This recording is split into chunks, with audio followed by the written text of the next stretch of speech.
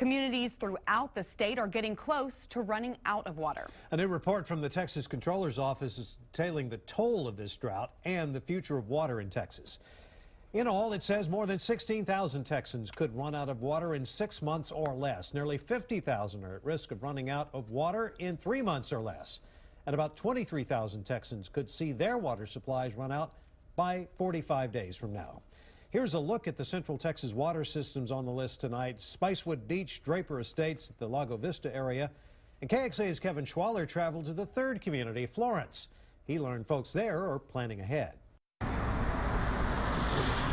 In a small town where downtown is a few blocks on Main Street, city leaders are facing a problem. Florence is running out of water. We're not watering the lawn right now.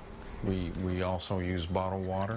Jimmy Nolan's family still uses water regularly, but they've cut back. I got to be real honest with you. I knew that we were in a drought stage, but I would have never guessed the report that I just saw. In that report from the Texas Comptroller, Florence is listed as a city that could run out of water in 6 months or less. We take it so much for granted that, you know, our water is always here. If you want to know what running out looks like, travel to Spicewood Beach, Texas. You can't water your flowers. This lady's got plants that she's had for 30 years that she can't water. The community has relied on trucks to bring in water.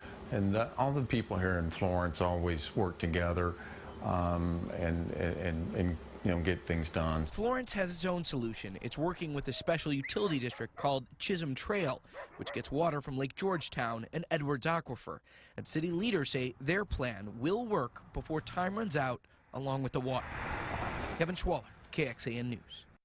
The Texas legislature was already looking at a way to fix our water problem. Back in November, Proposition 6 was passed by the voters.